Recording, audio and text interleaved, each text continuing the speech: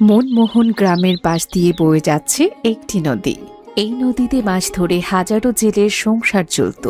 আর এই গ্রামেই বাস করত দীনেশ ও তার ছোট ভাই রতন। তারা দুভাই নদী থেকে রোজ মাছ ধরে হাটে বিক্রি করত, আর তারপর সেই টাকায় তাদের সংসার চলত। রোজকার মতোই আজও তারা নদীতে মাছ ধরতে এসেছে। আরে ধুর, সকাল থেকে মাত্র 4টে পুঁটি আর 2টো ট্যাংরা মাছ পড়েছে। এই মাছ বাজারে বেচে কি আর বড়লোক হওয়া যায়? আমাদের কপালটাই খারাপ রে রতন, আমাদের কপালটাই খারাপ। তা কেন বলছো গো দাদা? নদী আমাদের যা দিচ্ছে তাতেই তো আমাদের পেট চলে যাচ্ছে। লোভ করা ভালো না। চলো চলো, আজকের মতো বাড়ি ফিরি। তুই সারা জীবন এই গরিবই থেকে যাবি, বুঝলি? বড় কিছু চিন্তা করতে পারিস না। ইস, যদি জাদুর কিছু আমার কাছে থাকতো রে, তাহলে রাতারাতি আমি রাজা হয়ে যেতাম, রাজা। আরে ধুর, ওসব জাদু টাদু কিচ্ছু হয় না, বুঝলে? ওসব গল্পেই মানায়। চলো চলো দাদা, আজ বাড়ি ফিরি। চলো চলো।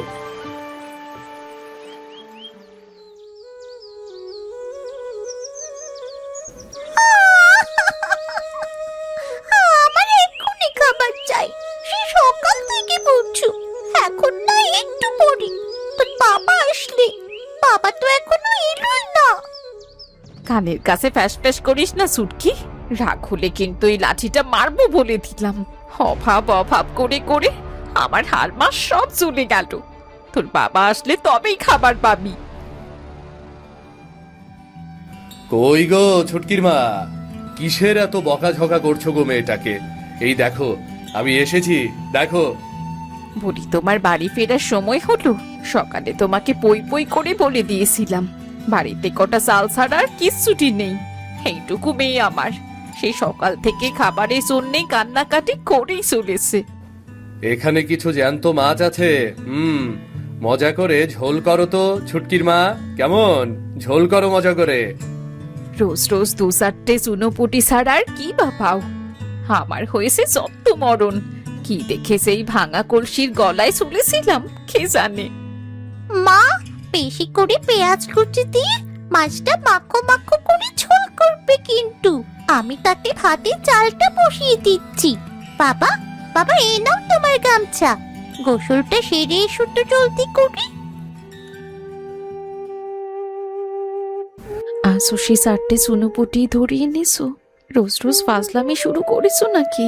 কাল তোমায় বলেছিলাম না শুক্রবার বাপের বাড়ি যাবো, আমার একখানা নতুন শাড়ি চাই। কথা কি কানে চায় না তোমার? বউ, মাছ তো ধরতেই চাই, কিন্তু জালে তো আটকা পড়ে না। হয়েছে হয়েছে, আমায় আর বোঝাতে হবে না। শুক্রবারের আগে যে করেই হোক আমার শাড়ি চাই চাই।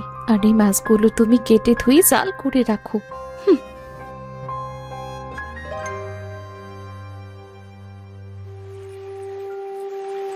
রোজ যে কার মুখ দেখে নদীতে আসি তা কে জানে। আকাশটা ধীরে ধীরে কালো হয়ে আসছে। যদি বৃষ্টি হয় তবে এই মাছ নদীতে থাকা ঠিক হবে না। সবেই তো আসলাম, আগে মাছ ধরতে থাকো বর্দা। বৃষ্টি এলে পরে দেখা যাবে নি। তোর তো বাড়ি গেলে কিছুই হয় না, আর আমি বাড়িতে ঢোকার সাথে সাথেই কাল বৈশাখী ঝড় নামে আমার ওপর। আজ এটা চাই, কাল ওটা চাই, পরশু সেটা চাই। সেটা করতে হবে, সেটা কেন করলে না? যার ঘরের ব্যাপার সেই জানে বর্দা। এই দেখো, ওখানে কেমন জল বুদবুদ করছে, মনে হচ্ছে বড় কোনো মাছ আছে ওখানে। জালটা তুলে ওখানে ফেলো, কেমন? জালটা তুলে ওখানে ফেলো। বুদবুদ করা জায়গায় একটি বিশাল কুচকুচে কালো মাছ জলের ওপর ভেসে উঠল। মাছটির গায়ের আঁশগুলো দেখতে পাথরের মতো শক্ত, আর চোখ দুটো জল জল করছিল। এত বড় মাছ! অদ্ভুত ব্যাপার, মাছটি তো ছটফট করছে না, বরং স্থির হয়ে আমাদের দিকে তাকিয়ে আছে। এত বড় মাছ আমি জীবনে দেখিনি। রতন, জলদি জালটা ফেল। এটা বাজারে বেচতে পারলে আমরা অনেক টাকা পাবো রে। না দাদা, থামো। এই মাছটা স্বাভাবিক না, দেখছো না নদীর জল কেমন করে নড়ছে? এর মধ্যে কোনো অমঙ্গল লুকিয়ে আছে। আমার মন বলছে একে ছোঁয়া ঠিক হবে না দাদা। তুই একটা ভিতর ডিম, তোকে দিয়ে কিচ্ছু হবে না।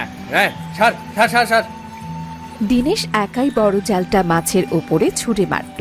অদ্ভুতভাবে মাছটি কোনো পালানোর চেষ্টা করল না। দিনেশ টেনে মাছটিকে নৌকায় তুলল।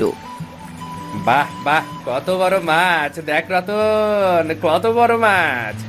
এই মাছটি হাটে বিক্রি করতে পারলে, হ্যাঁ হ্যাঁ, তোর বৌদির জন্য একটা ভালো শাড়ি হয়ে যাবে রে, ভালো শাড়ি হয়ে যাবে।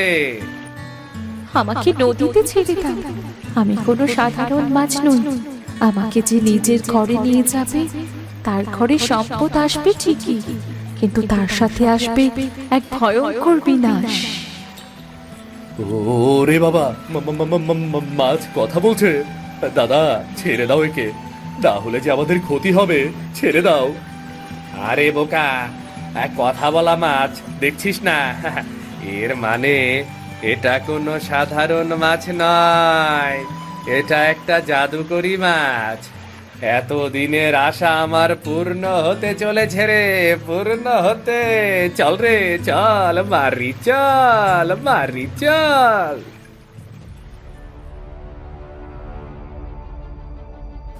হ্যাঁ গো, মাছটির দিকে তাকিয়ে কি দেখছো?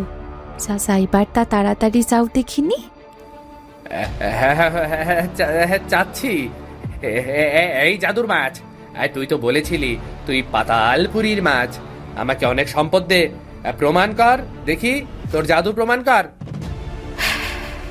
মানব জাতির লোভ কখনো শেষ হয় না। ঠিক আছে, তোমাদের ঘরের মেঝেতে একটা লাথি মারো। দিনেশ ঘরের মেঝেতে জোরে লাথি মারল, আর সাথে সাথেই মাটির মেঝে ফেটে সেখান থেকে শত শত সোনার মোহর উছলে উঠল। পুরো ঘর সোনায় আলোকিত হয়ে গেল। সোনা, খাঁটি সোনা, এই আমি ধনী হয়ে গেছি। বউ বউ দেখো, আমি জাদু করি মাছ এনে বড়লোক হয়ে গেলাম গো। তোমাকে এবার 1000টা শাড়ি কিনে এনে দেব আমি। এই সোনার দিকে না তাকিয়ে মাস্টার দিকে তাকাও গো। দেখো, মাস্টার চোখ থেকে রক্তের মতো লাল জল চড়ছে। এই সম্পদ মনে হয় আমাদের ধ্বংস করে দেবে গো। চুপ করো, এমন কথা মুখেও এনো না। কাল সকালে আমি এই সোনা নিয়ে শহরে বিক্রি করব, তারপর শহরের সবচেয়ে বড় প্রাসাদটা কিনবো।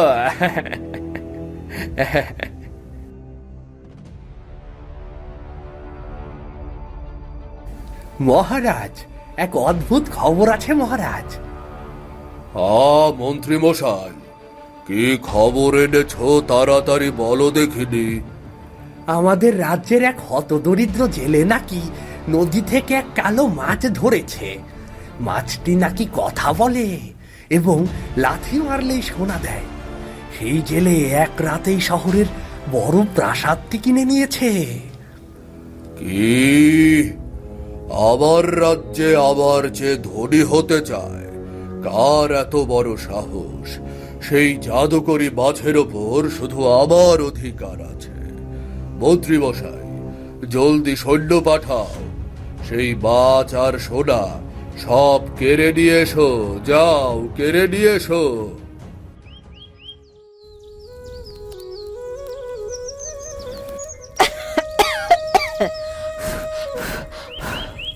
এইভাবে কি আর রান্না করা যায়? রোজ রোজ এই ধোয়াতে চকচকে চেহারাটা আমার কালি হয়ে গেল, আর ভাল লাগে না। দেখি কাল একবার জঙ্গল থেকে কিছু জ্বালানি এনে দিতে পারি কিনা। জ্বালানি এনে দিতে পারি কিনা? লাথি মারি তোমার ওই সততায়। তোমার সততার জন্যই আজ আমাদের এই অবস্থা। তোমার বড়টাকে দেখো, তাকে দেখেও তো কিছু শিখতে পারো নাকি? জাদুর মাছ এনে রাতারাতি ধনী। ওই মাছ অশুভ ছুটকি মা। অতিরিক্ত লোভ আমাদের জন্য ভালো কিছু বয়ে আনে না। আমরা যেমন আছি তেমনই অনেক ভালো আছি গো। হ্যাঁ, অনেক ভালো আছি। চাল থাকলে তরকারি নেই, তরকারি থাকলে নুন নেই, আর নুন থাকলে ঝাল নেই, আর ঝাল থাকলে...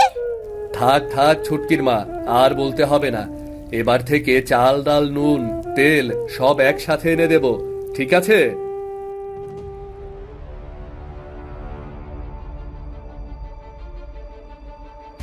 এই তো আমার জাদুর মাছ। হ্যাঁ রে ছোকরা, তোর এত বড় সাহস কি করে হলো? নদীতে মাছ টিপে আমার কাছে না এনে বাড়ি নিয়ে গেছিস। ভুল হয়েছে মহারাজ, আমাকে আমাকে এবারের মতো ক্ষমা করে দিন। তোকে পরে দেখছি, আগে মাছটিকে দেখে নে। এই যে জাদুকরি কালো মাছ, এবার থেকে তুমি আমাকে আরো সোনা দাও, আরো ক্ষমতা দাও দেখিনি।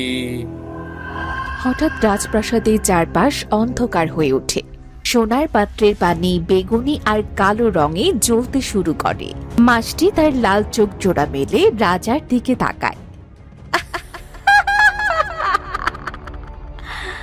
আমার এই পেটের ভেতর সোনা দানা নেই রে মানব জাতি। আমি হলাম পাতালপুরের অভিশপ্ত কালো মাছ। পাতালপুরের মাছ রাজার অভিশাপে আমি এই নদীতে ভেসে এসেছিলাম। এসেছো, ভালোই করেছো। এবার আমাকে সোনা দানা দাও দেখিনি কালো মাছ। তুমি যতই আমাকে ভয় দেখাও না কেন, আমি কিন্তু ভয় পাচ্ছি না। মানব জাতির অতিরিক্ত লোভের কারণে তাদের ধ্বংস হয়।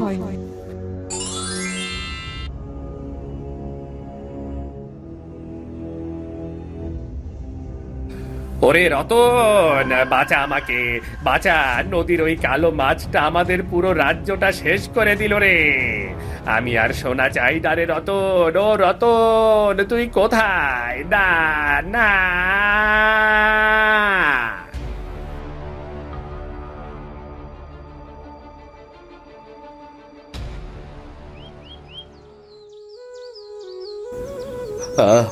আমি এখন কি করব? দাদাকে কিভাবে বাঁচাবো? ওই কালো মাছের অভিশাপ থেকে এদেরকে কিভাবে বাঁচাবো?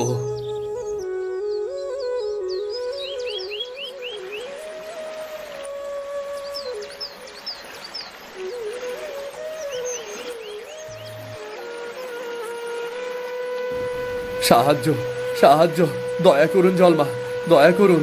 দয়া করে আমাকে বলে দিন এই বিপদ থেকে এদের সবাইকে আমি কিভাবে বাঁচাবো বলে দিন। আমার দাদাকে বাঁচাতে আমি যে কোনো পথ পাড়ি দিতে পারবো, যে কোনো পথ।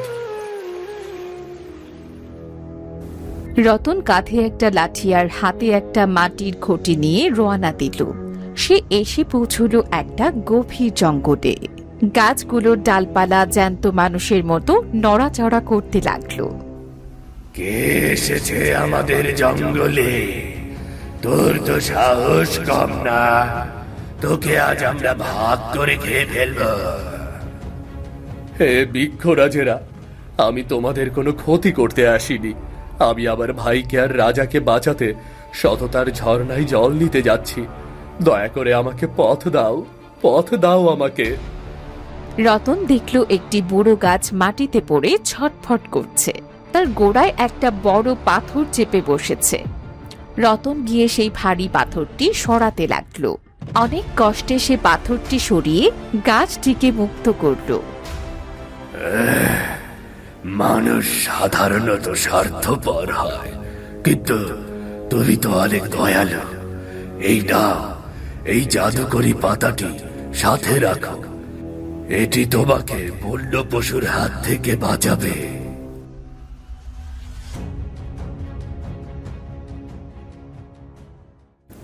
রতন রত্ন পাহাড়ে এসে পৌঁছল। গুহার মুখে একটি বিশাল বড় লাল রঙের সাপ বসে আছে। সাপটির মুখ থেকে যেন আগুন বেরুচ্ছে।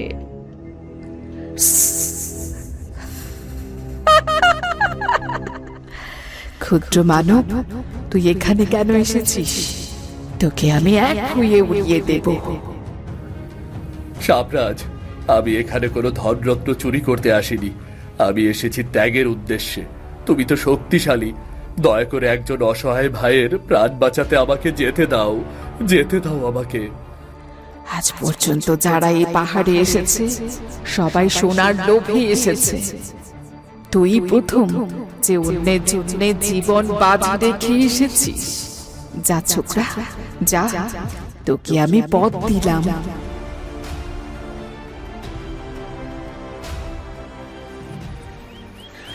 পাহাড়ের একদম চূড়া, সেখানে মেঘেদের মাঝে একটি চমৎকার ঝর্ণা বয়ে যাচ্ছে।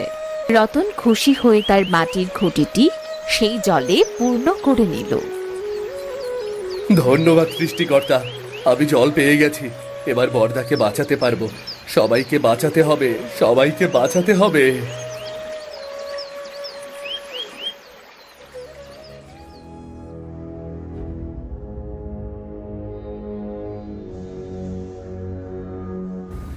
এই নাও তোমার জাদুকরি জল।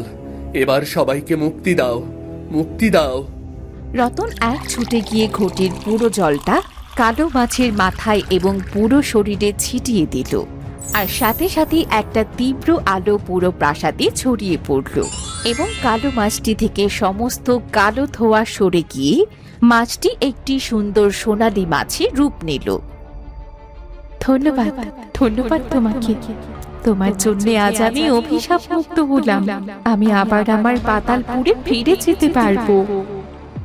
দয়া করে এবার আমার দাদাকে মুক্ত করে দাও।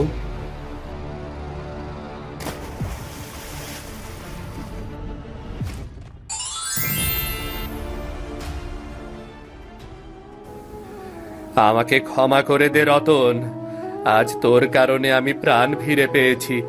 আমি বুঝতে পেরেছি লোভ মানুষকে ধ্বংসের মুখে ঠেলে দেয়, সততার ভালোবাসাই আসল সম্পদ। রতন, তুমি আজ শুধু তোমার ভাইকে নাও, পুরো রাজ্যকে এক ভয়ঙ্কর অভিশাপ থেকে বাঁচিয়েছ। আজ থেকে আমিও আর লোভ করব না। আজ থেকে আমি তোমাকে এই রাজ্যের মন্ত্রী ঘোষণা করছি। তুমি এই রাজপ্রাসাদেই থাকবে। মহারাজ, আসল জাদুকরি ক্ষমতা কোনো মাছে বা সোনায় থাকে না, ওটা থাকে মানুষের পরিষ্কার মনে। আমরা যদি আমাদের মন পরিষ্কার রাখি, তবে আমাদের পুরো পৃথিবীটাই সুন্দর থাকবে।